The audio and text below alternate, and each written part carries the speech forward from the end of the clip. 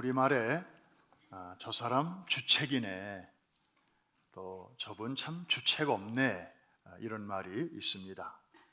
서로 반대되는 말이죠. 주책이야 라는 말은 주책이 있다는 말이고, 주책 없네, 이거는 주책이 없다는 말인데 표현이 상반되는데 내용은 같아요. 참 신기한 현상입니다. 원래 주책이라는 단어는 한자어에서 왔습니다. 주착에서 온 말인데 아주 좋은 뜻이에요. 뚜렷한 주관이나 줏대 혹은 소신을 갖고 있는 것을 말합니다. 그런데 언제부턴가 사람들이 저 좋은 말을 좀 부정적인 뜻으로 쓰기 시작했습니다. 안 좋은 뜻으로 쓰다 보니까 일단 저 단어가 들어가면 뒷말이 있든지 없든지 같은 의미를 나타내게 되었는데 아주 네거티브한 그런 용도로 사용을 하고 있습니다. 물론 우리 크리스찬들 사이에서는 언제부턴가 저 단어가 매우 특별한 의미를 갖고 있기도 하지요. 아주 긍정적인 의미로 사용합니다. 요새는 다 줄여서 얘기하니까 주책 뭐냐? 주님이 책임져 주시는 인생, 줄여서 주책. 그래서 이거는 우리끼리만 쓰는 크리스찬 슬랭이에요. 다른 데 가서 쓰면 당신 주책이야 그러면 굉장히 오해받습니다. 우리 옆에 계신 분에게 한번 이렇게 인사하겠습니다. 그대는 주님이 책임져 주시는 주책 인생입니다.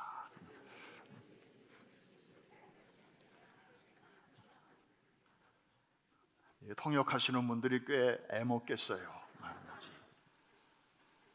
자, 우리는 본문에서 주책 중에서도 아주 주책의 끝판왕이라고 할 수 있는 그런 분을 한 사람 만나게 됩니다. 바로 베드로입니다.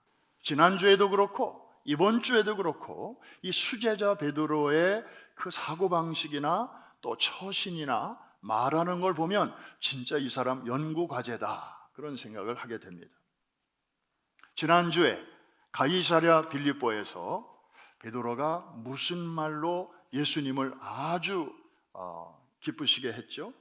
주는 그리스도시요 살아계신 하나님의 아들이십니다. 다른 제자들이 머뭇거리고 있을 때 베드로의 이 고백은 정말 주님을 너무너무 업 시켜드렸습니다.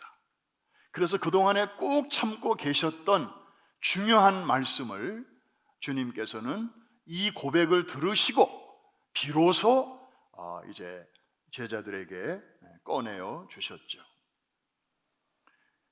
그런데 이런 위대한 고백을 한 베드로가 이제 주님께서 당신께서 이제 곧 순환을 받으시고 또 십자가의 길을 걸어가심으로 우리의 구원을 이루어 주실 것에 대해서 당신이 이 땅에 오신 근본적인 목적 아니겠습니까?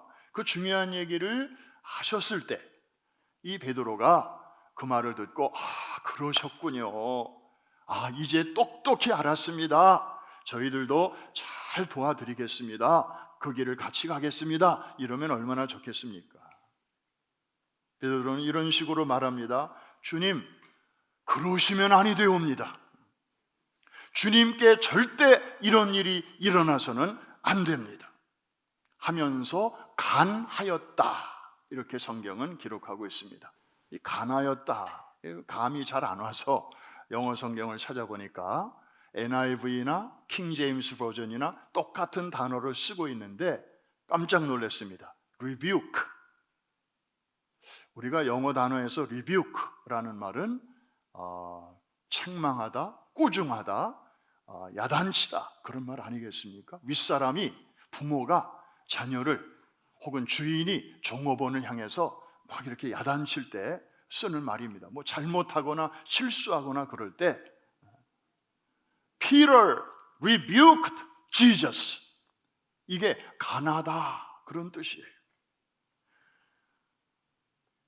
여러분, 정말 이런 상황 어떻게 베드로가 그럴 수가 있습니까? 그러자 예수님께서는 그 말을 듣자마자 갑자기 정색을 하시고 이번에는 Jesus rebuked Peter, 이번에는 예수님께서 베드로를 향하여 리뷰크 하셨습니다. 사탄아, 내 뒤로 물러가라. 내가 하나님의 일을 생각지 아니하고 도리어 인간의 일을 생각하는도다.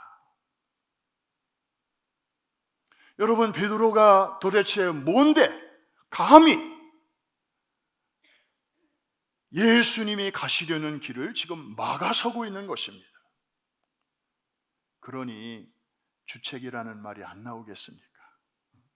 한번 따라 하십시다. 주책 맞네. 제가 오늘 베드로를 조금 까겠습니다. 나중에 거기 가서 만나면 제가 야단 맞을 각오하고.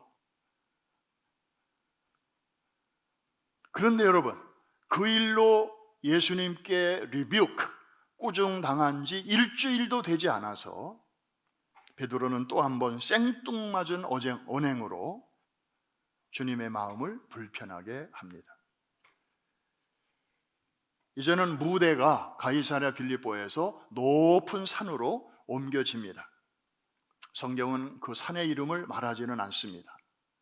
학자들은 그 산을 헬몬산으로 보는 분들이 많습니다. 왜? 가이사랴 빌립보가 헬몬산 아래에 있기 때문에.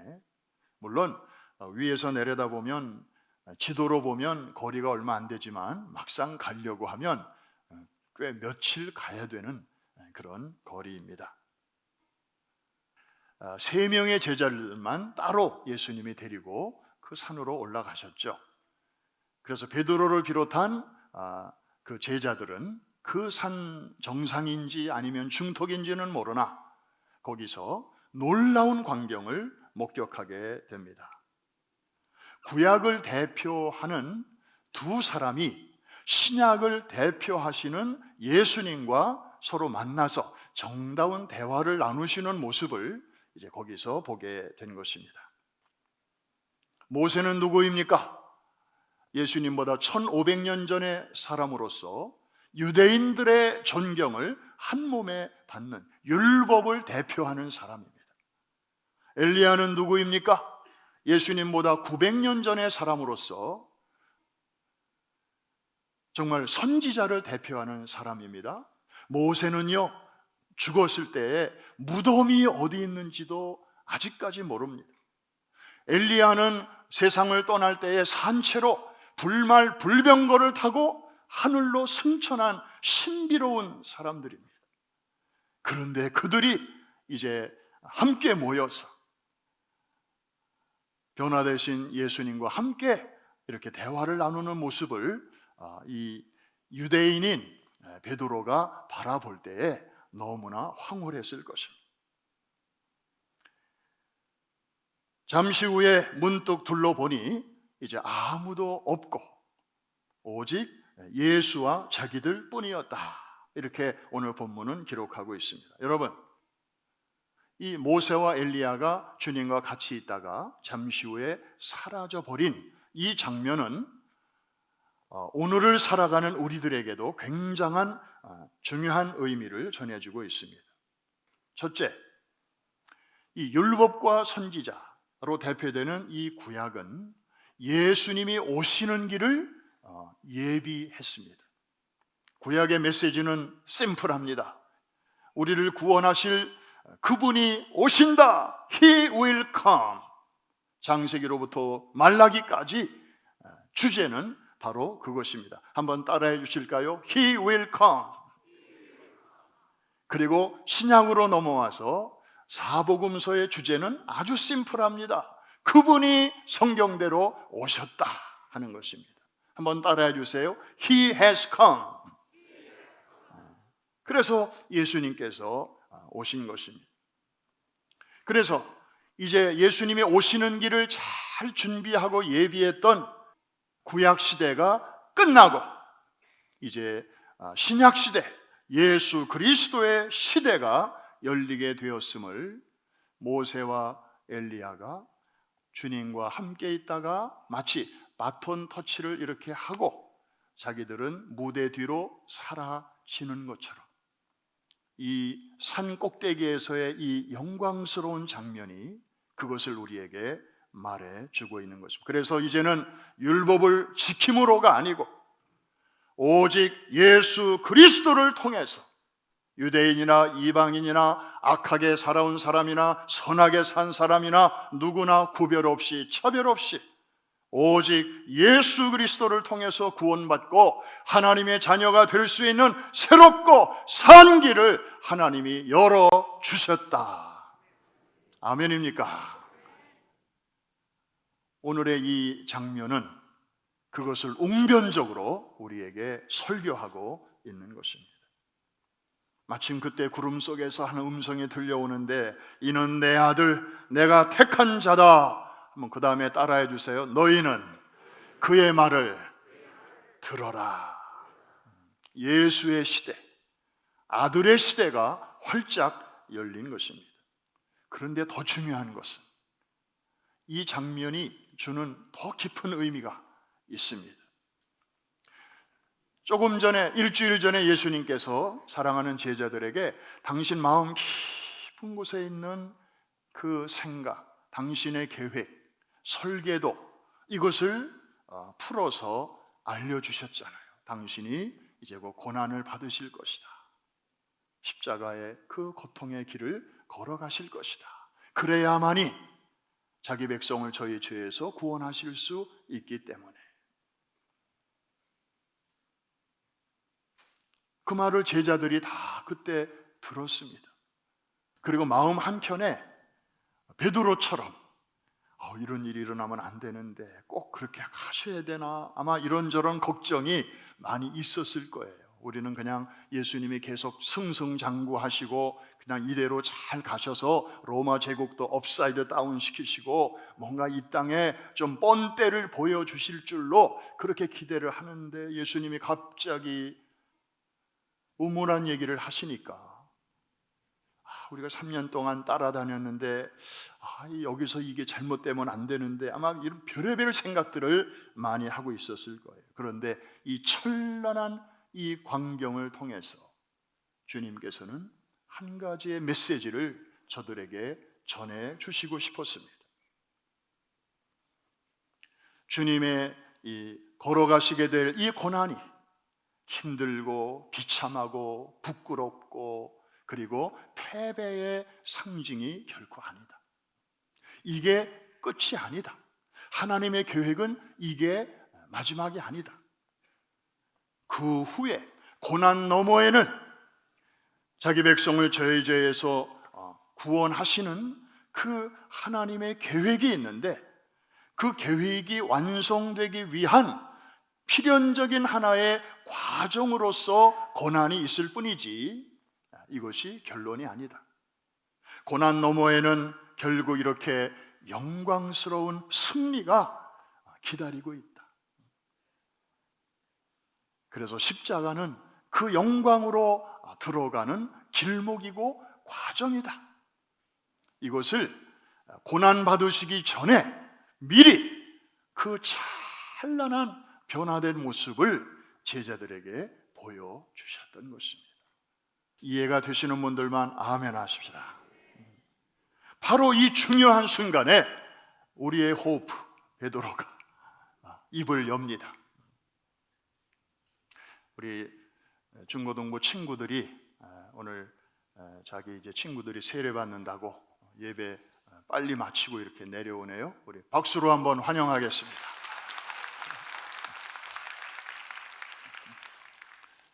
자, 드디어 베드로가 입을 열어서 무슨 말을 하는지 한번 들어보십시오. 주책인지 아닌지. 우리가 여기 있는 것이 좋사오니 우리가 초막 셋을 짓되 하나는 주를 위하여 하나는 모세를 위하여 하나는 엘리야를 위하여 하사이다 하니. 주책입니까? 아닙니까? 이거든 저거든 뜻은 동일해요. 주책이에요.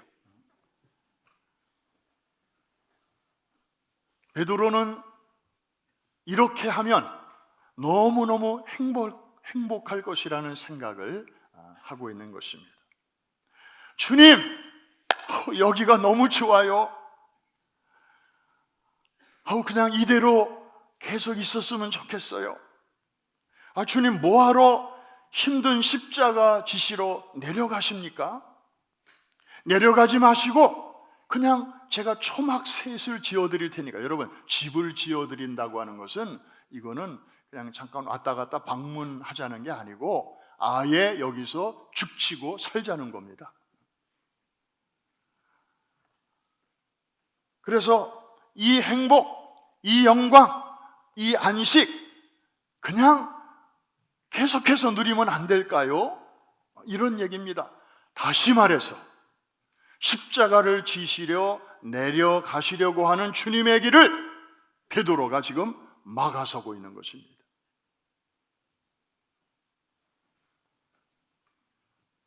지금 사실 산 아래는 돌봐줘야 할 많은 사람들이 있지 않습니까? 우선 9명의 제자들이 산 밑에서 기다리고 있고요.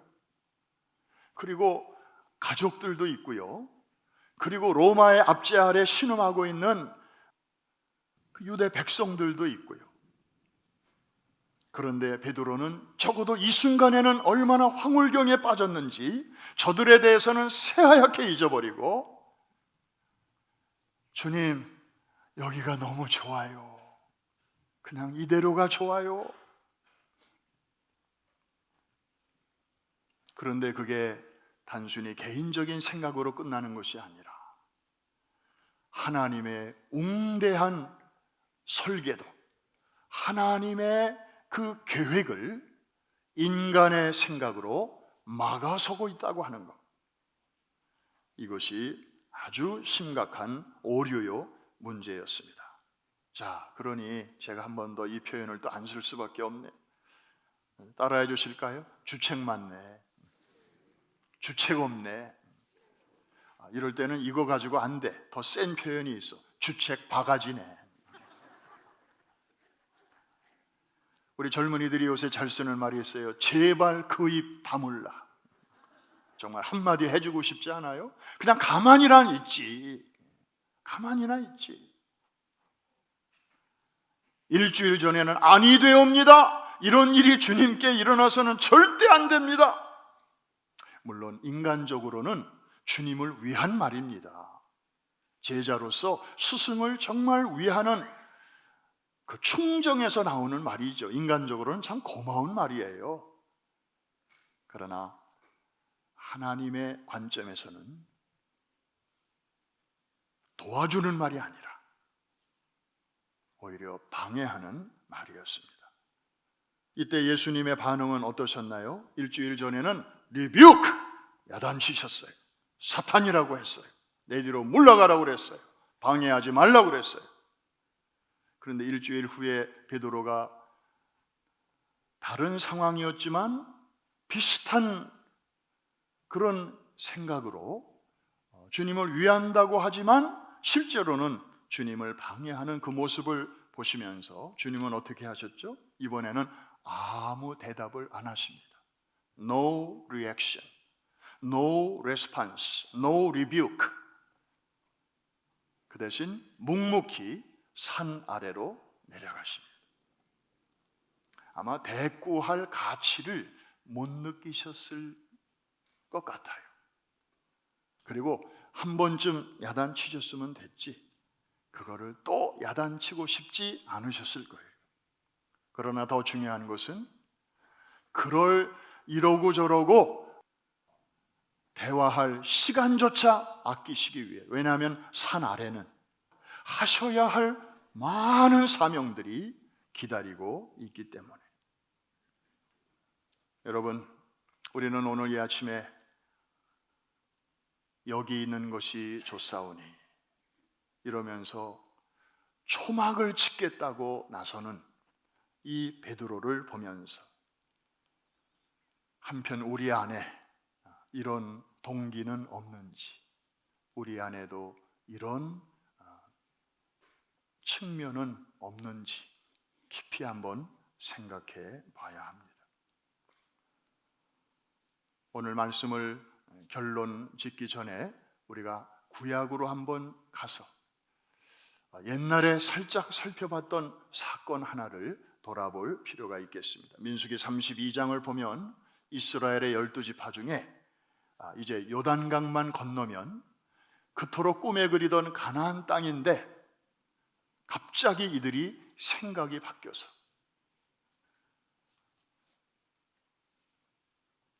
모세여, 우리는 가나안 땅에 안 들어가겠습니다. 우리는 요단강 건너지 않겠습니다. 그냥 여기 보니까 이 땅이 참 좋네요. 그냥 우리는 이 땅에 살겠습니다. 이 땅을 주세요 하고 요청했던 두 지파가 있었습니다. 루벤 지파와 갓 지파였습니다.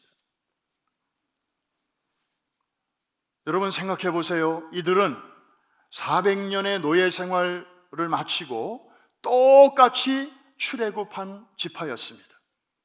그리고 광야에서 40년 그 기간을 연단을 똑같이 받은 사람들이었습니다.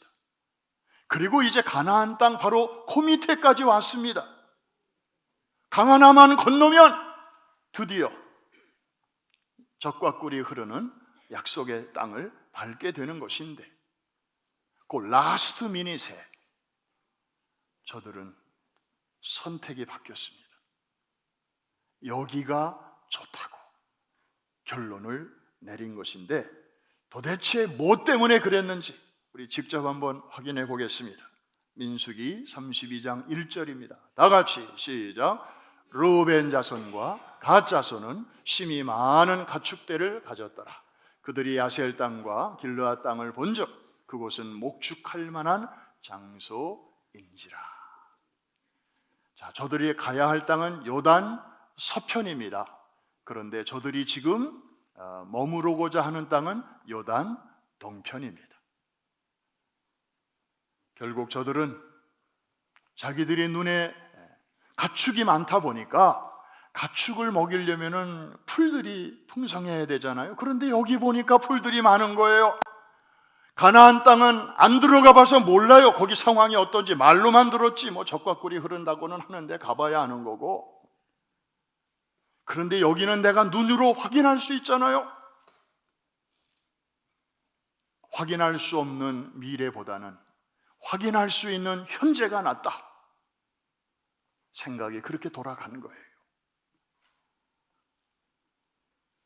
아무리 하나님의 약속이 좋아도 나는 손으로 만질 수 있고 확인할 수 있는 그런 복이 있는 여기가 좋아. 나중에 한 사실이지만 이들이 못 본 게 있습니다. 이 땅은요, 우상 숭배가 아주 심한 아모리 족속들이 살고 있는 땅이었는데 저들의 눈에는 그런 영적인 거, 추상적인 것은 별로 중요하지 않았어요. 살다 보니까 그런 문제에 부딪히면서 동화되어 버린 것입니다. 여러분, 약속의 땅 바로 코앞에서 현실적인 유혹의 판단력이 흐려져서 영원한 기업을 놓친 안타까운 사건, 이것이 바로 두 지파의 사건입니다. 이것이 변화산 꼭대기에서 베드로가 고백했던, 그리고 베드로가 보여주는 그 사고방식, 그 판단력, 그것과 일맥상통하지 않겠습니까? 그래서 고린도전서 10장 11절에는 왜 이런 실수담을 여과 없이 성경에 기록하고 있는지를 우리에게 분명하게 설명해 주고 있는데, 같이 한번 보겠습니다. 다 같이 시작. 그들에게 일어난 이런 일은 본보기가 되고 또한 말세를 만난 우리를 깨우치기 위하여 기록되었느니라. 저 영어 성경 보면은 본보기는 example, 그러니까 좋은 모델이니 너희도 그렇게 해라 권면하는 것이고, 또 어떤 일들은 너희들은 그렇게 하지 말라 워닝으로 이렇게 우리에게 말씀해 주신 것입니다. 사랑하는 성도 여러분,